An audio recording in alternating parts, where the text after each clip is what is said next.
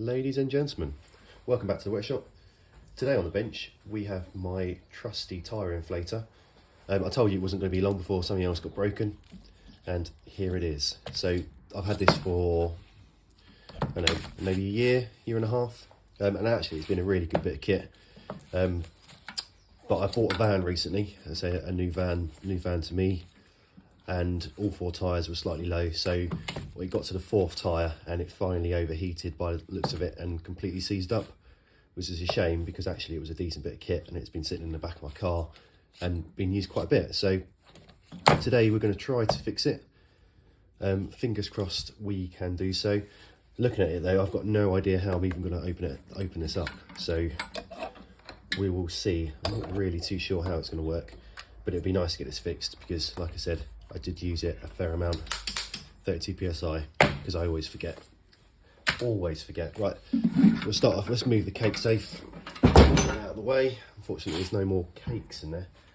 I've had a quick look and think I'm going to try and go through the screen first. I'm not sure if it's a bit of a plastic casing that then I can open up and then maybe unscrew to then slide out the top and bottom. I'm not too sure. Either that or we're going to try and force some of this plastic case out the back. I don't really know, but before we do anything, let's turn her on. Got a nice little torch. Let's turn that torch off. So set to, so I told you I always forget it's 32. So set that, press OK, and it should, hopefully, it might be. In fact, I'll do this up to the mic. It sort of clicks and does something.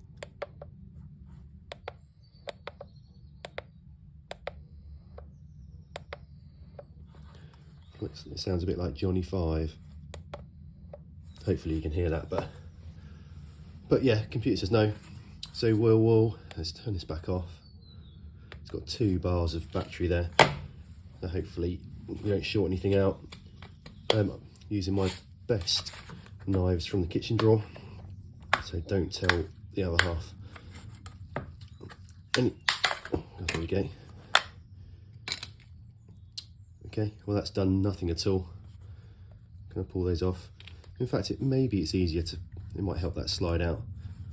So is there there could be a full plastic case. Oh look. How do I get that to slide out then?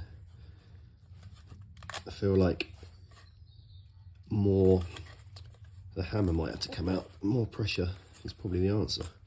It has actually moved at the top a little bit. Let's turn this off. Do I resort to the hammer? It's actually moved quite a lot. It's more than it has done before. I feel like this video is going to be quite long, so in a minute I may pause it because I'm just guessing at this point. Let's get the tapometer, or something we can use as a hammer.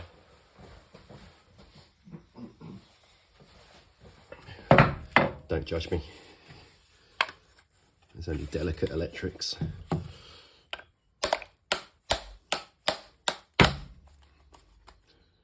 Did anything happen there?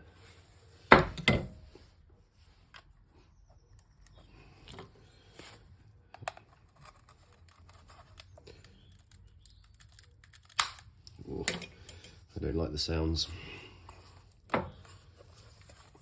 What I will do is get a flathead and try and pry off there. Let's see if that top cap will come off. Of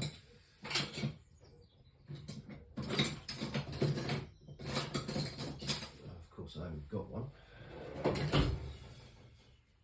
Oh, my tools are everywhere. I say I've been working on the van. So a lot of the tools are now in the back of the van. Here we go. Let's give this a little pry. Let's start on this end. Come on. I don't like you to get into these things. It's probably because it will set on fire as soon as I open it. There's quite a lot of energy in those little cells.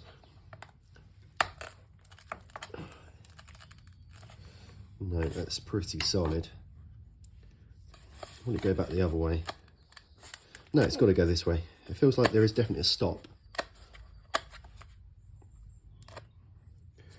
But what is that stop? Okay, I'm going to pause the video because it's already getting long enough. And if I find the answer, I shall turn the camera straight back on. Right, I'm back. So the trick was hit it harder with a hammer, and it pushed it, slid it out. So if in doubt, just hit it harder. Look at that. No screws, just there we go. Just the casing. It's interesting.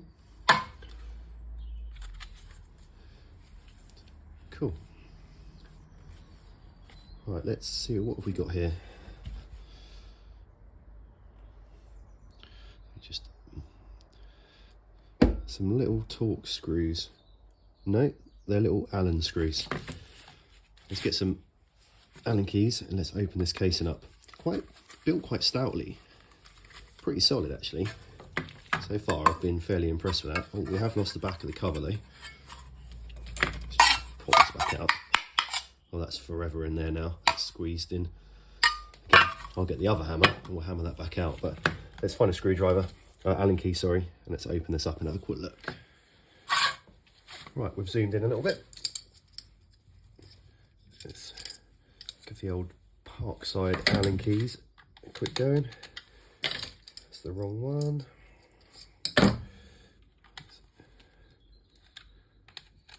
That's also the wrong one. These are tiny things. There we go. So I'll try and do it in a way that you can see what's going on. What's that then? Is that a little temperature sender on the battery? I'm going to zoom you out a little bit. There we go. It's interesting. Right, let's get this case open.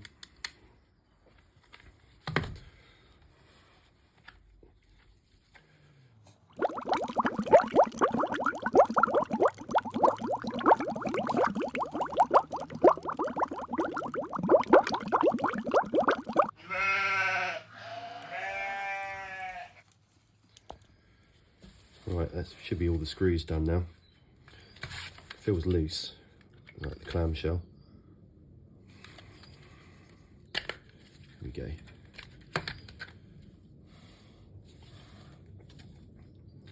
So possibly ABS. Very sharp edges, very flimsy, but I guess that's why you've got the aluminum casing. But yeah, not too bad at all. Look at this. This looks suspect, doesn't it? Imagine leaving that at your local shopping centre. That looks extremely suspect. So what do I think's gone wrong here? So I think something's got hot. And is the pump seized? Has the pump locked solid? Has the motor died? Not too sure.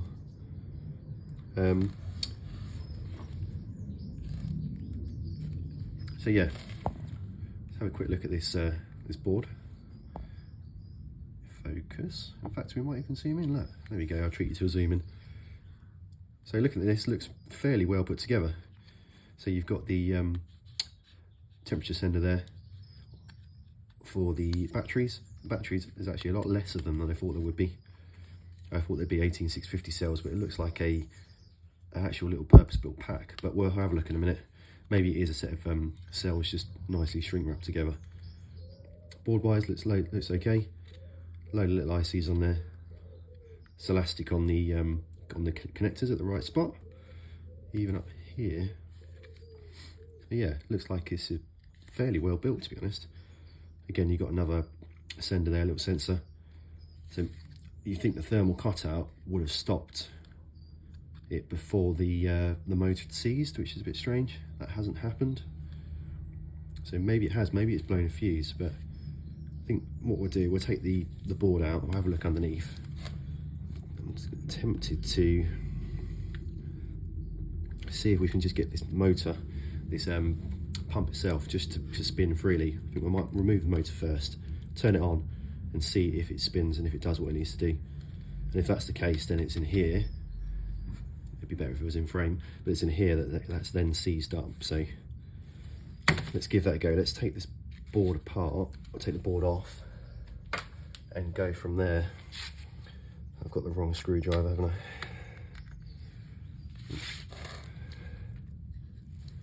Okay.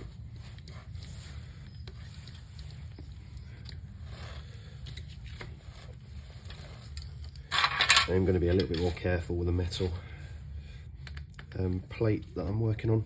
I don't really want to short out the battery if I can help it. I quite like my workshop. I can't be bothered to rebuild it again. It's taken me long enough to do it the first time. Whip this one off. But yeah, quite a nice board actually, especially with all the sort of Celastic sort of silicone strain relief and anti-vibration doobie watsits on it.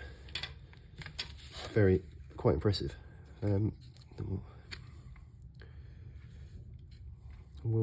Let's pop these off. 1, 2, 3, 4. I feel like we're still anchored somehow. What am I missing? Oh, there you go. Just, if in doubt, give it a wiggle and then get the hammer. So what have we got here? Sorry if I sound a little bit underwater. I have had a little bit of a cold, which I'm fighting off quite well, but there we go. But I feel like I'm underwater. Oh, cool. So yeah, I've got a little fan, which obviously hasn't worked very well because it hasn't kept it cool. There's our LED light there. That's all that does. And then the little lens on top. Can we... Can't see any damage really. I don't want to... Can I take the sender off? This little sensor. So again, being careful not to break the battery. The shrink wrap on the battery.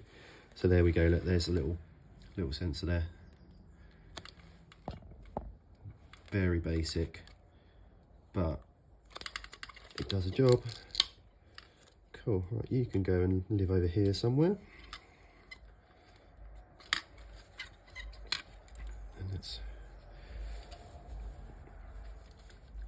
And there's a battery pack, which is pretty well stuck in, so I won't pull that out. Looks like it could be, are they comparisons? I'm not sure why we zoomed in so much. So that's an 18650. So yeah, we're 3 18650s together. I thought it would have more than that in it, if I'm honest, but I guess it doesn't need to. It's only spinning a little motor, so it doesn't have to be too power dense really. Right, so we've separated that out.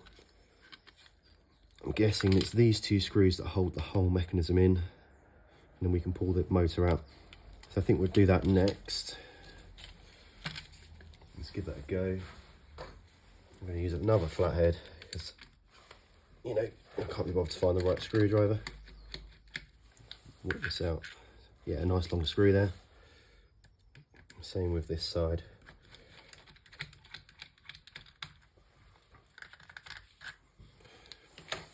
Right, will this come off now? She feels wobbly. No, is the answer.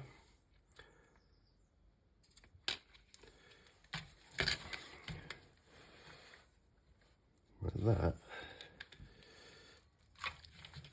There we go. Yeah, look what we've got.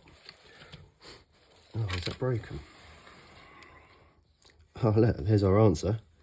She's broken. Broked. Well and truly. In fact, what I'll do is let's remove this whole mechanism and then we will have a proper look at it. Oh, that's a shame. I'm going to have to try and think about a way to fix that. All right, let's see if we can get this whole mechanism out.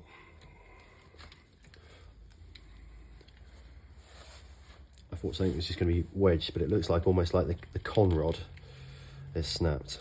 So it's wedged itself, and the power of the thing is just, well, fucked it, for want of a better term.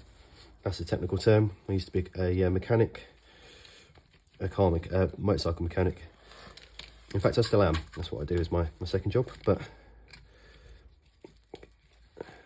that was a technical term always, it's fucked. In fact, I'm just going to whip this off, give you a better view. Let's take this off. In fact, you might be able to then see the damage a bit better. It's a shame really, because even though this feels like it's quite well built. Oh no, hang on. You've got to be careful with that. That temperature sender wire there. Just wrapping around the screw. Let's take this one off first. We might have to just break that silicone. Hopefully you can see that okay. I don't want to break it further, because if I can fix it, I sure will.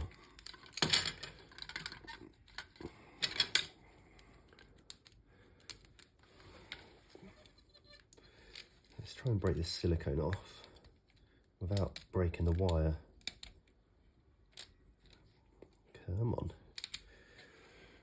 Do your thing. See, look, it's just pulling it around.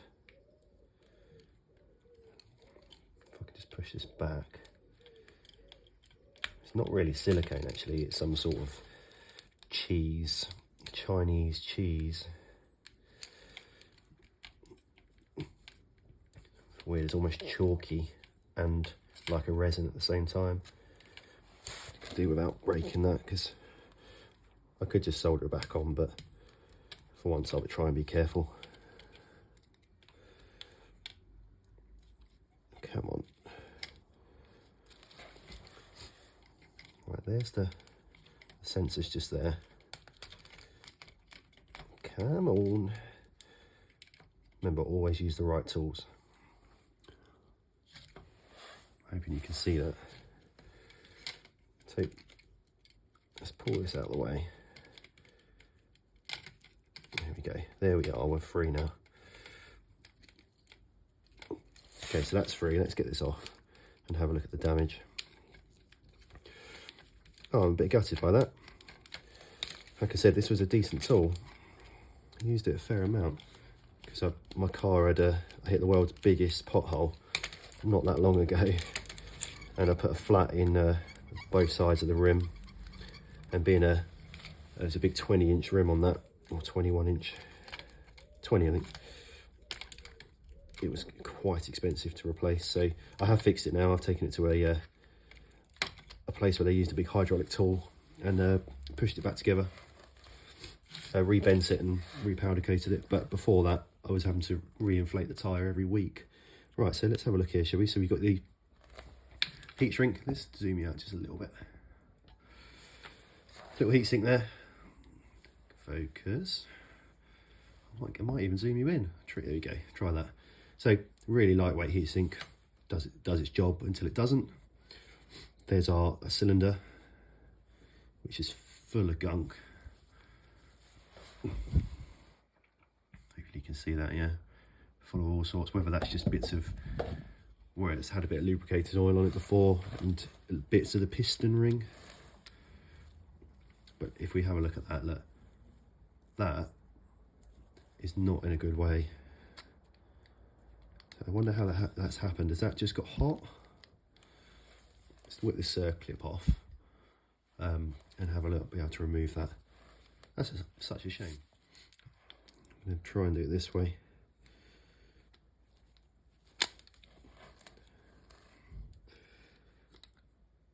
I think I've got delivery arrive. I can hear them. Yep, delivery. 1 second. It wasn't a delivery for me, it was for next door. We're getting some oil delivered. There we go. Let's get this clip off.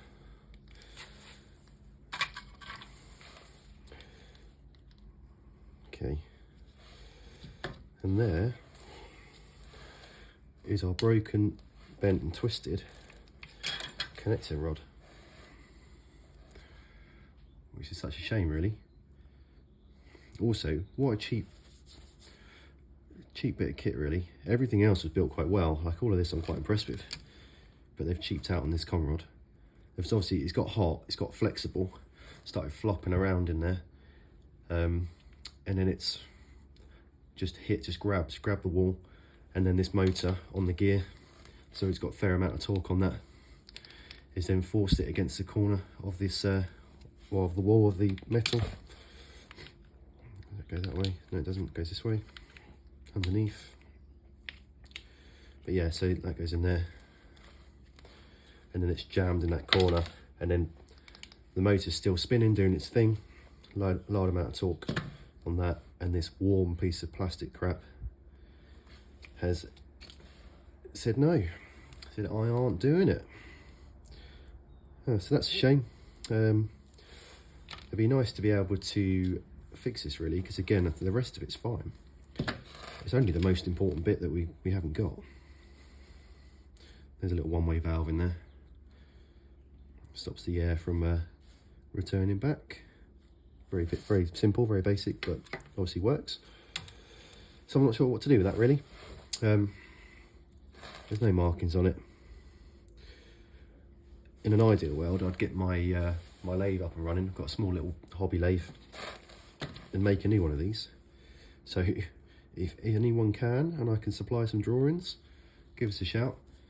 We'll get it made in aluminium. Whether we can do that, because the as it expands, whether it's going to lock into the cylinder. But I guess the tolerances are pretty low. Like, yeah, it's like a hot dog in a hallway. Very low tolerance there. Not so. Maybe, yeah, give us a shout if someone can make something for this, and we can get this rebuilt and get it back working again. Because it'd be a shame to throw it away. I'm also going to have a think in the background as well.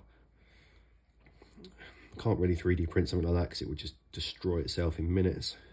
It needs to be aluminium, or likewise. I'm gonna have a think as well. It might force me to get my little hobby lathe back up and running properly, so then I can make a new piston for this, a new conrod, because it's not overly difficult part.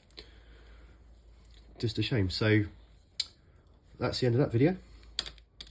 Not a good result. Well, maybe. We'll see. We'll see if anyone who's watching can help me fix this. I'll pay you in cups of tea, hot dogs. I said hot dogs a lot lately. Whatever you want. And also, we can exchange money. Because of it costs time, costs money. And even though this is only a £30 tool, I'd rather fix it and have something that works than another thing get chucked in the landfill for no real reason. We'll leave that there. Now I've got a little bit of plastic welding to do on this little wing mirror cover. See, someone's had a bit of a rough day with it, so I'm going to plastic weld that all along there. I'm going to use the cable tie and soldering iron method, which is nice and simple but does work. And also, let's get rid of the evidence as well. It wasn't me. Cool, that's all from me then today. Thanks for watching. I ended that video before I meant to, so thanks for watching. Catch you on the next one. Take care.